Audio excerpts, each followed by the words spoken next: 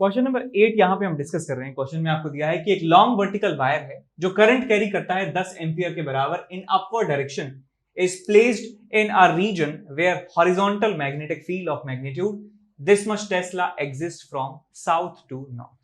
South to north जो है exist कर रहा है एक्सटर्नल मैग्नेटिक फील्ड और उस वायर में करंट जो है वो अपवर्ड डायरेक्शन में है। तो मैं यहाँ पे ले रहा हूँ डायरेक्शन का सेंस। देखिए, मैं इस तरफ मानता हूँ ईस्ट, इस तरफ मान लेता हूँ वेस्ट, इस तरफ है नॉर्थ, इस तरफ है साउथ और बाहर की तरफ है अपवर्ड और अंदर की तरफ है डाउनवर्ड। तो डाउनवर्ड का सिंबल है ये और अपवर्ड का सिंबल है ये। ठीक, तो यहाँ पे वायर में करंट है अपवर्ड डायरेक्शन में, यानी करंट है इसमें ऐसे। तो इस करंट के लिए मैं बता सकता हूं मैग्नेटिक फील्ड किस सेंस में होगा।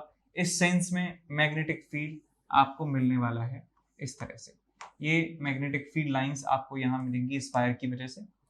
और जो और एक्सटर्नल मैग्नेटिक फील्ड है वो किस तरफ है, साउथ से नॉर्थ की तरफ है। External magnetic field is from south to north, यानी कि इस तरह से मैग्नेटिक फील्ड एक्सटर्नल है। तो आपको बताना है कि ऐसा पॉइंट बताइए जहां पे मैग्नेटिक फील्ड जीरो है। मैग्नेटिक फील्ड जीरो का मतलब कि external magnetic field plus wire की वजह से मैग्नेटिक फील्ड दोनों का समेशन जीरो के बराबर है। तो आप इस पॉइंट को देखिए, इस पॉइंट पर जो मैग्नेटिक फील्ड है वायर की वजह से वो नीचे की तरफ है।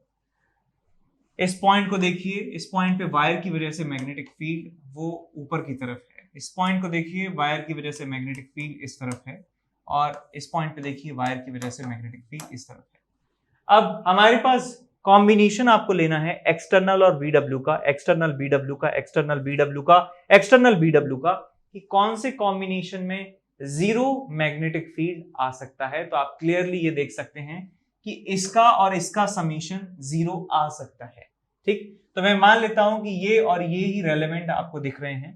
तो नेट मैग्नेटिक फील्ड जीरो के बराबर है। इसका मतलब क्या है कि BW का मैग्नीट्यूड B एक्सटर्नल के बराबर हो गया है। वायर की वजह से मैग्नेटिक फील्ड इस पॉइंट पे बता सकता हूं, ये डिस्टेंस मान लीजिए r के बराबर है। So mu naught upon 4 pi 2I by r is equal to external magnetic field जो आपको दिया है क्वेश्चन में। अब यहाँ सारी वैल्यूज रखेंगे। So mu naught upon 4 pi की वैल्यू है 10 raise to the power -7 into 2 into current is 10 और डिवाइडेड बाय r। r कितना है आपके पास, वही निकालना है आपको, is equals to external magnetic field which is 2 into 10 to the power -3। So एक दो से एक दो कैंसिल आउट हो गया, 0 से ये -6 हो गया, ये 10 टू द पावर -6 हो गया और आपके पास यहाँ मिलता है that r is equal to 10 to the power -3 metre, या कह सकते हैं इसको 1 मिलीमीटर। तो इसका मतलब जो पॉइंट जिसको हम ढूंढ रहे हैं वो इस वायर के सेंटर से लेफ्ट डायरेक्शन में 1 मिलीमीटर दूर है। ठीक, तो वेस्ट डायरेक्शन में 1 मिलीमीटर दूर एक पॉइंट ऐसा होगा जहां पे नेट मैग्नेटिक फील्ड जीरो आपको मिलने वाला है, नल पॉइंट आपको मिलने वाला है। ठीक, इसके बाद चलते हैं अगले सवाल की तरफ। इस क्वेश्चन में आपको दिया हुआ है कि एक पैरेलल वायर्स हैं दो और उनके बीच का सेपरेशन जो है 4 सेंटीमीटर के बराबर है और इक्वल करंट 10 एम्पियर कैरी करते हैं। तो वायर कौन कौन से हैं? एक वायर है ये जिसमें करंट है अंदर और एक वायर है ये जिसमें करंट है बाहर। ये दो वायर जो हैं इनके बीच की दूरी 2 सेंटीमीटर 4 सेंटीमीटर के बराबर है। इसका मतलब यहां से यहां तक यदि 2 है तो A3 से यहां तक की जो दूरी है वो भी कितनी होनी चाहिए, वो भी 2 सेंटीमीटर होनी चाहिए। ये बात भी हमने यहाँ लिख दी, 2 सेंटीमीटर ये डिस्टेंस है। ठीक, अब आपसे पूछा गया है, अच्छा इनमें करंट बता दिया, ऑपोजिट डायरेक्शन में फ्लो हो रहा है 10 एम्पियर के बराबर वो, ठीक है। तो बताना है आपको magnitude of magnetic field at point A1, A2, A3, A4। तो हमारे पास 4 पॉइंट्स हैं, point A1, point A2, point A3, point A4। इन चारों पॉइंट्स पर आपको मैग्नेटिक फील्ड कैलकुलेट करना है कितना कितना होगा। तो मैं एक बार में एक एक पॉइंट जो है आपको सॉल्व करके दिखाता हूं। तो सबसे पहले हम लेते हैं पॉइंट A1 की बारी कि A1 पर नेट मैग्नेटिक फील्ड कितना होगा। तो यहाँ पे मैं डायग्राम बना देता हूँ, डायग्राम पहले पार्ट का। एट A1 देखिए कितना मैग्नेटिक फील्ड होगा। तो ये डायग्राम यहाँ पे बना देता हूँ। एक वायर है, करंट अंदर है, यहाँ पे वायर है, करंट बाहर है। यहाँ पे इस पॉइंट A1 की जो दूरी है दोनों वायर से वो कितनी कितनी है, वायर इससे 2 सेंटीमीटर है और इस वायर से 6 सेंटीमीटर है। तो यहां से ये 2 सेंटीमीटर और इस दूसरे वायर से ये 6 सेंटीमीटर है। इस वायर को वायर नंबर 1 कहूंगा, इस वायर को वायर नंबर 2 कहूंगा। तो अब देखिए बेटा, वायर की वजह से, इनफाइनाइट वायर की वजह से मैग्नेटिक फील्ड कैसे देखते हैं, डायरेक्शन। तो अपना जो राइट हैंड का जो थंब है उसे आप करंट की डायरेक्शन में ले जाइए, करंट की डायरेक्शन में ले गए इसको, ठीक। अब जिस पॉइंट पे मैग्नेटिक फील्ड निकालना है उस पॉइंट की तरफ आपकी फिंगर्स पॉइंट करनी चाहिए सारी। पॉइंट यदि लेफ्ट में है तो आप हाथ ऐसे रखेंगे, पॉइंट यदि इसके राइट में होता तो आप अपने हाथ को ऐसे रखते, ठीक। तो मैं इस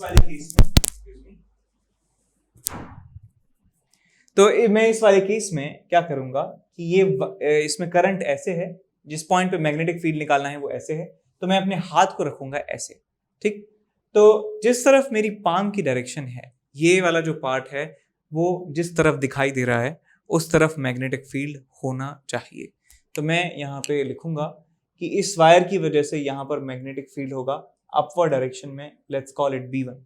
अब मैं इस वायर की बात करूं तो इस वायर में जो करंट है बाहर की तरफ है, तो मैं अपने हाथ को ऐसे रखूंगा और यहाँ पे जो अपनी फिंगर्स हैं वो पॉइंट A1 की तरफ होंगी और मेरा जो पाम है वो नीचे की तरफ है। इसका मतलब इस वायर की वजह से इस पॉइंट पर जो मैग्नेटिक फील्ड है वो नीचे की तरफ होने वाला है। तो यहाँ पे मैं बना दूंगा ये B2 के बराबर मैग्नेटिक फील्ड। तो नेट मैग्नेटिक फील्ड की यदि बात करें पॉइंट A1 पर, तो मैं लिख सकता हूँ net magnetic field at point A1 is equals to B1 minus B2। आप सारी वैल्यूज यहाँ पे पुट कर देंगे तो आपको मिल जाएगा यहाँ पे μ0/4 पाई और I by 2I 1/R1 minus 1/R2। ये लिख सकता हूँ मैं B1 माइनस B2, बिकॉज दोनों में करंट सेम है, बस दोनों की डिस्टेंसेस यहाँ पे अलग अलग हैं। तो यहाँ पे μ0/4 पाई को 10⁻⁻7 लिख सकते हैं into 2 into current I। Current I यहाँ पे कितना है, करंट I है यहाँ पे 10 एम्पियर। तो यहाँ पे लिखेंगे आप 10 1/2 centimetre 2 into 10⁻⁻2 minus 1/6 centimetre 6 into 10⁻⁻2। अब इसे आप सॉल्व करेंगे, देखिए आपको क्या मिलता है। तो यहाँ पे आप 10⁻⁻2 को बाहर निकाल लीजिए, तो 10⁻⁻2 को बाहर निकालेंगे 10⁻³ बन जाएगा, 10⁻⁴ बनेगा। सो 2 इंटू 10⁻⁻4 1/2 माइनस 1/6 6 माइनस 2 4/12 1/3।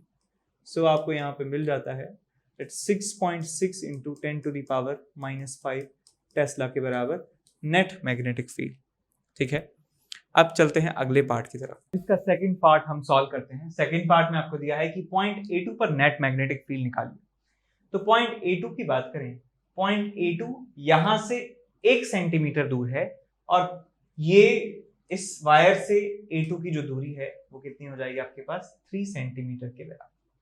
क्लियर है, ये 2 और ये 1 सेंटीमीटर 3 सेंटीमीटर के बराबर। करंट दोनों में एक समान है। अब आप देखिए डायरेक्शन दोनों की मैग्नेटिक फील्ड की कितनी होने वाली है।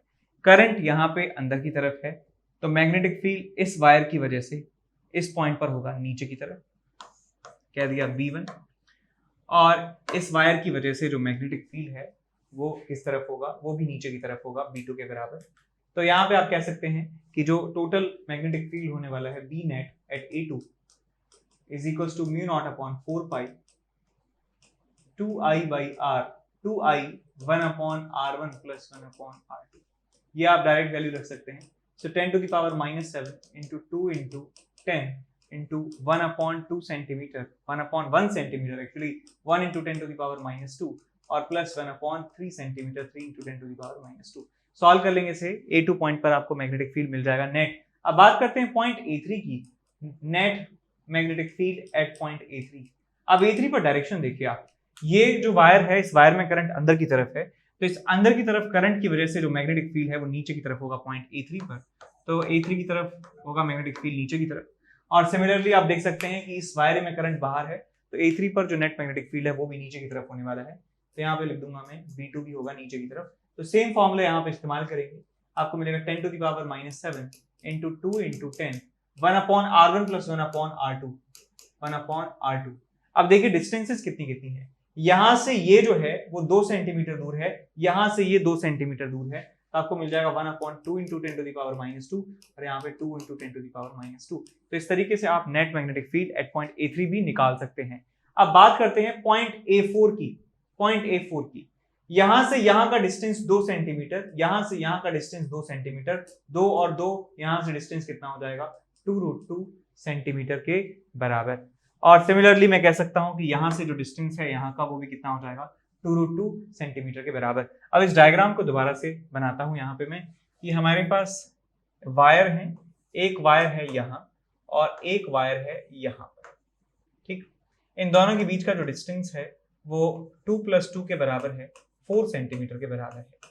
और यहां से एक पॉइंट है पॉइंट A4 और पॉइंट A4 यहां से कितना है बेटा 2√2 डिस्टेंस पे है और यहां से भी कितना है 2√2 डिस्टेंस पे।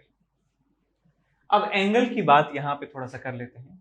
ये एंगल यदि मैं निकालना चाहूं थीटा, तो ये एंगल भी कितना आएगा थीटा के बराबर। तो आप थीटा निकालने की कोशिश कीजिए यहां से, ये थीटा कितना आ जाएगा। तो थीटा को मैं लिख सकता हूं, theta is equal to perpendicular upon hypotenuse. तो यहां पे मैं लिख सकता हूं sine theta is equal to perpendicular upon hypotenuse to √2। तो कितना आ जाएगा आपके पास 1/√2 के बराबर। थीटा की वैल्यू आपको मिल जाएगी 45 डिग्री के बराबर, 45 डिग्री मिल जाएगा। सो ये थीटा भी 45 है और ये भी 45 है। तो इस वायर में करंट है अंदर की तरफ, तो इस वायर की वजह से इस पॉइंट पर जो मैग्नेटिक फील्ड है वो इस तरफ आने वाला है, यानी कि यहां से 90 डिग्री बनाता हुआ, ये 45 90, तो इस तरफ होगा मैग्नेटिक फील्ड V1। और मैं ये इस वायर की बात करूं, इस वायर में जो मैग्नेटिक, इसमें जो करंट है वो बाहर की तरफ है, तो इस बाहर की तरफ करंट वाले वायर की वजह से जो मैग्नेटिक फील्ड है वो इस लाइन से 90 डिग्री बनाता हुआ होगा इस तरफ। तो कह सकता हूं मैं कि जो V2 है वो होगा इस तरफ, यानी V1 और V2 के बीच में एंगल कितना है टोटल 45 + 45 90 डिग्री के बराबर। तो मैं यहाँ पे कह सकता हूँ कि V नेट की जो वैल्यू है वो कितनी हो जाएगी आपके पास V1 का स्क्वायर + V2 का स्क्वायर का अंडर रूट, ठीक। और ये दोनों डिस्टेंसेस में आपस में बराबर हैं, तो मैं लिख सकता हूँ यहाँ से किसी भी एक का मैग्नेटिक फील्ड इनटू √2, किसी भी एक का मैग्नेटिक फील्ड यहाँ पे निकाल देंगे तो आपको मिल जाएगा μ0/4π 2I/r। r कितना है 2√2 सेंटीमीटर है, तो 10⁻⁻2 से मल्टीप्लाई करना ना भूलें, और μ0/4π 2I/r और इनटू √2। तो इस तरीके से आपको आंसर यहाँ पे मिल जाता है। √2 से जो है √2 कैंसिल आउट हो गया, 2 से 2 कैंसिल आउट हो गया, 10⁻⁻7 यहाँ है, 10 यहाँ है, 10⁻⁻2 यहाँ है, 10⁻+3 आपको यहाँ मिल जाएगा। तो आपका आंसर मिलेगा 10⁻⁻4 टेस्ला के बराबर। This is net magnetic field at point A4, ठीक है, समझ गए। अब चलते हैं आगे अगले सवाल की तरफ। क्वेश्चन नंबर 10 यहाँ पे हम डिस्कस करने वाले हैं। क्वेश्चन में आपको दिया है कि दो पैरेलल वायर्स हैं और वो कैरी करते हैं इक्वल करंट 10 एम्पियर के बराबर along same direction and are separated by a distance of 2 centimetre. तो ये डायग्राम हम बना लेते हैं। हमारे पास दो पैरेलल वायर्स हैं और उन दोनों में करंट सेम डायरेक्शन में है। तो मैं मान लेता हूं करंट अंदर की तरफ है इस वायर में, और एक दूसरा वायर यहां रखा है, उसमें भी करंट जो है अंदर की तरफ है, और इन दोनों के बीच का जो डिस्टेंस है वो किसके बराबर है 2 सेंटीमीटर के बराबर है। 2 सेंटीमीटर के बराबर इनके बीच का डिस्टेंस है, मैं मान लेता हूं इसको d के बराबर है। अब एक ऐसा पॉइंट हमें लेना है जो पॉइंट इन दोनों वायर से 2 सेंटीमीटर दूरी पर है, या कह सकता हूं d डिस्टेंस दूर है।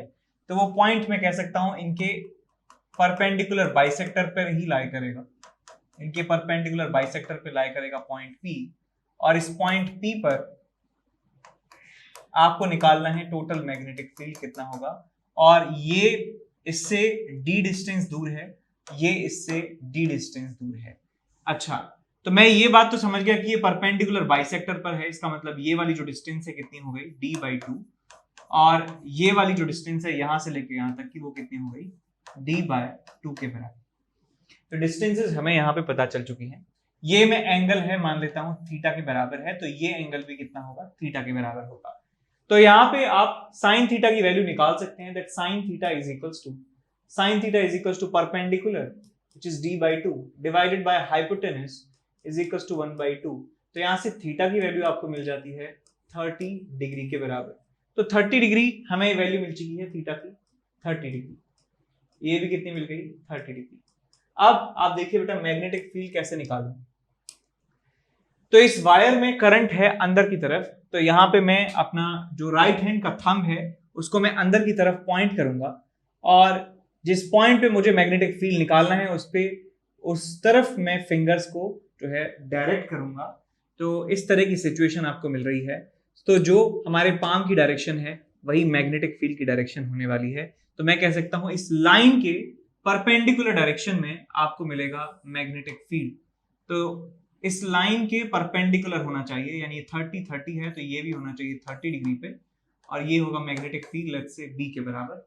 और इसकी वैल्यू भी आप निकाल सकते हैं बड़ी आसानी से। कितनी हो जाएगी? μ0/4 पाई 2i बाय डिस्टेंस यहां से लेके यहां तक की विच इज डी, 2i/d। ठीक, अब मैं इस वायर की वजह से यहाँ पे मैग्नेटिक फील्ड निकालूंगा। सेम प्रोसीजर यहाँ पे फॉलो करने वाले हैं। ये जो है हमने अंदर की तरफ रख लिया है और मैग्नेटिक फील्ड जो है इसके परपेंडिकुलर आपको मिलेगा कुछ इस तरीके से।